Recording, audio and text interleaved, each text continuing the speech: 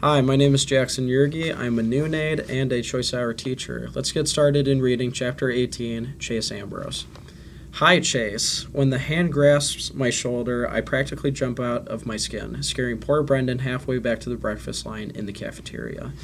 My head has been spinning all morning. Dad asked for my birth certificate so he could set up the appointment with Dr. Nagayan. I finally found it in Mom's desk.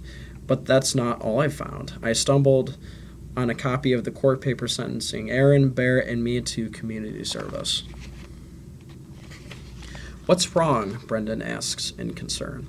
You look like you've just seen a zombie apocalypse, and it's coming this way.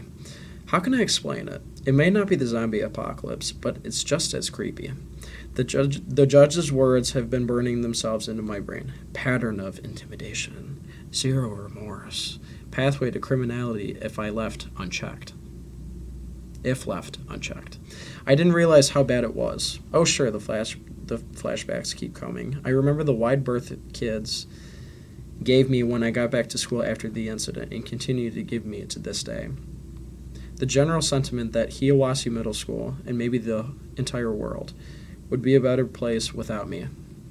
I'm a pretty heavy presence here, and since I've done nothing in my new life to earn that reputation, it's safe to say that it comes from the secret history amnesia erased, from the 13 years before I fell off the roof. Up until a couple weeks ago, my 4-year-old half-sister treated me like a Sasquatch that wandered into her life, an unpredictable and dangerous beast, and her mother, an adult, wasn't much more comfortable around me. Aaron and Bear aren't exactly choir boys, so it's safe to assume I wasn't either. But in spite of the rough way they treat other people, they always have my back. That's loyalty, a good quality, isn't it? I close my eyes and see the empty velvet case from Mr. Solway's closet. Brendan, how bad was I? I blurt. An English muffin rolls off his tray and hits the floor. What are you talking about? He stammers. Leaf Man never could have happened if it wasn't for you. I mean before I press, the old Chase. Who cares, he insists. You were really different then. I know I was different. Different how? Did I ever do anything to you? After a long silence, Brendan runs a finger across his right eyebrow.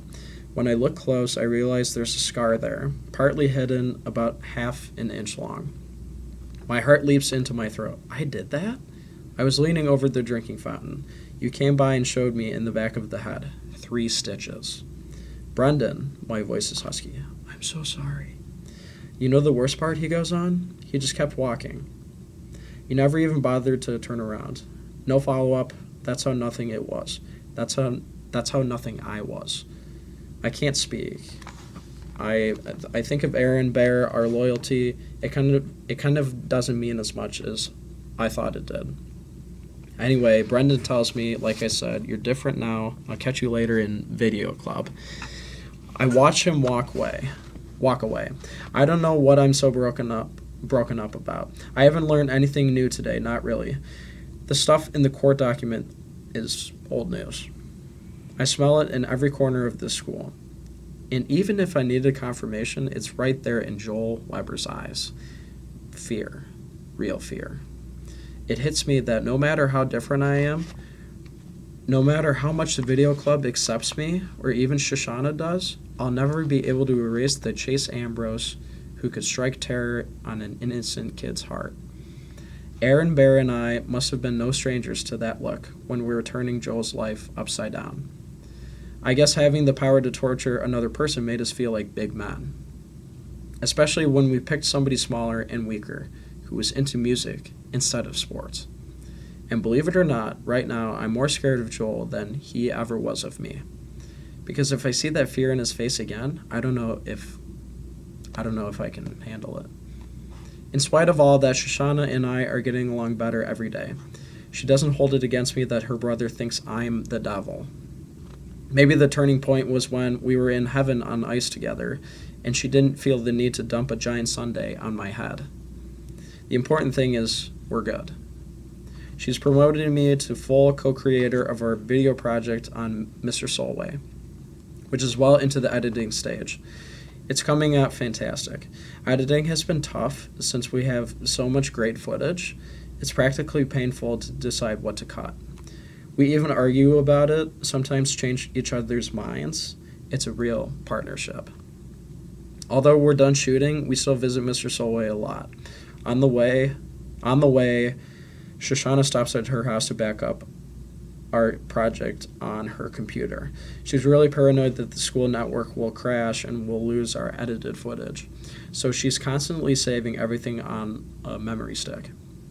It goes without saying that I'm not allowed into the Weber home. We don't actually talk about it, it's just understood that I wait outside while she runs into do the data transfer. One afternoon, I'm standing there hoping Shoshana's mom doesn't glance out the window and turn the sprinklers on me when I hear the music coming from the home. It's piano, and I realize this must be Joel, Hiawatha's musical prodigy. Obviously, it isn't the first time I've heard him play. Aaron, Bear, and I were in the auditorium to watch our firecrackers go off, so we must have experienced at least a little bit of his music. But it's my first time in this new life. He's amazing, and not just because he plays fast without making mistakes. The notes flow like a river, speeding up, slowing down, changing in tone and texture. It's almost as if the piano is singing. I wish I knew more about music so I could really appreciate it. I'm crossing the lawn almost without realizing I'm putting one foot in front of the other. I'm following the sound, which seems to be coming from a side window. Before I know it, I'm at the bushes peering inside. There's Joel seated at a baby grand, lost in his performance. I'm almost overcome with shame. We took this kid's talent and made him a target because of it. When the attack comes, I'm totally caught off guard.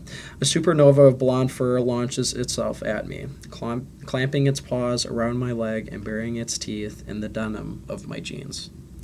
With a cry of shock, I stagger back, toppling into a large barberry bush. As I go down, my face and arms are ripped to shreds by stiff wooden branches and tiny thorns.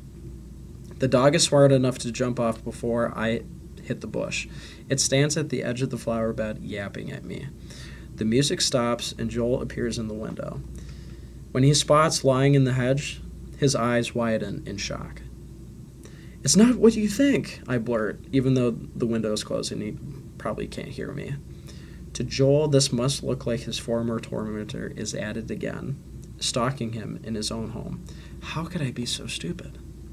I try to get up out of the hedge, but every time I move, I get scratched and tangled even more. Plus, that agitates the dog, who starts howling. A moment later, Mrs. Weber marches across the lawn, tossing over her shoulder. "You must be mistaken, Joel. There's no way Chase Ambrose," she spies me then, and falls silent. Joel is next. "See? I told you. It's him." I try to explain. I'm just waiting for Shoshana. We're going to go visit Mr. Solway. "And that's a reason to skulk in our bushes?" Mrs. Weber demands icily. Technically, I'm doing more bleeding than skulking, but I just say, "I heard the music and then the dog." "Mom," Shoshana's voice. "What's going on?" Shoshana backs up my story, which according to Mrs. Weber is the only reason they're not calling the cops. The two of them drag me out of the hedge, which is even more painful than going in. "Good dog, Mitzi," is Joel's comment. I turn to Mrs. Weber. "I'm sorry for the disturbance. I came closer to hear the music, and then the dog attacked. I fell in the bushes," I add to Joel. You're really good." He doesn't answer. His mother looks over at me critically. "You're bleeding." And then, "I guess we can't let you walk around like that." She drags me into the kitchen and washes all my cuts and scratches with antiseptic. The good news is Mitzi's bite didn't break the skin. The bad news is every thorn and branch did. It's the worst agony I can remember since I fell off the roof, and I can't shake the feeling that Mrs. Weber is loving supplying it. It's the first time I've ever seen Joel smile. Even Shoshana is grinning a little, although she tries to disguise it as sympathy. I don't know what's worse, the pain or the reason they're enjoying watching me suffer. The next time I'm outside the Weber house, waiting for Shoshana to back up our work, I usually keep my distance. Joel's playing the piano again. I hear it, and I can actually see him at the keys through the side window. He glances up, spots me, and gets to his feet. I'm thinking, oh man, I'm in trouble now. He's going to sick the dog on me again, or worse, his mom. Then he does the last thing I ever expected. He reaches over, opens the window, and goes back to his practicing. Even if I didn't know better, I swear he wants me to listen. At school, lunch is turning into the most stressful part of my day. I've been alternating my cafeteria time. One day at the football table with Aaron, Bear, and the Hurricanes, and the next across the lunchroom with the video club. I take a lot of flack from the team, who can't understand me hanging out with Dork Nation. I realize the players joke around a lot, but it's starting to sound less and less like joking. Even when I'm with the video club, it's awkward because Joel's there. We're not friends, but we both run with the same crowd. Usually I sit at one end of the table, and Joel sits on the complete opposite side. One day, though, he comes in late, and the only seat left is right next to me. At first, I think he's going to bolt for the far end of the cafeteria to make a statement that he'd rather eat in another zip code than sit beside me. And he does hesitate a little. Eventually, though, he gives in and sets his tray down right next to mine. Everybody else is looking at us like there's about to be a major war, but nothing happens. Still, a couple days later, the others make sure there's a spot for Joel nice and far away from me. None of this escapes the watchful attention of Aaron and Bear. I get that you hang out with the video dweebs now, Aaron tells me, but him, Joel Weber, it's all thanks to him that we got put on community service. Yeah, and we never did anything to him, I retort sarcastically. Okay, fine, says Bear, but how were we supposed to know he was going to go crying to mommy? We booby-trapped his piano in an auditorium full of people, I bark. I think his mommy would have noticed without him ratting us out. All right, you made your point, Aaron soothes. It wasn't the nicest thing to do, and we're paying the price for it, aren't we? It's over. Forget it. And why, Joel, huh? I go on. I know you think all the kids at the school who don't play football are either dweebs, wimps, or losers, but how's he different from everyone else? Because he's small? Because he's talented? Bear explodes. Why don't you ask yourself? You're the one who picked him. You used to be the fun guy, or did you forget that too? We did what we did because it was fun. And the more Weber lost his mind, the funnier it was, especially to you. Did it feel great when we heard he was going to another school? No, but by then we were headed for the Graybeard Motel, so who cared where they sent him? I can feel the color draining from my face. That might be the closest I'll ever get to understanding how my brain worked before the accident. I may not like it, but it's me. That afternoon, Shoshana and I finished the final edit on our entry for the contest. We've titled it Warrior. Neither of us can wait to play it for Mr. Solway, but we make the usual stop at the Weber home for Shoshana to back up our work. Like always, I wait on the lawn while Shoshana heads into the house. She pauses in the doorway and tosses a look over her shoulder. Aren't you coming? A million questions whirl through my head. Did I hear it right? Is she kidding? Will her mom kill me? Her brother? Her dog? Yet somehow I know that if I ask any of them, I'll spoil it and the opportunity will be lost forever. So I follow her into the house. Mrs. Weber sees me first. She stares at me for a hot second and then goes back into the book she's reading. In the living room, Joel is at the piano per usual.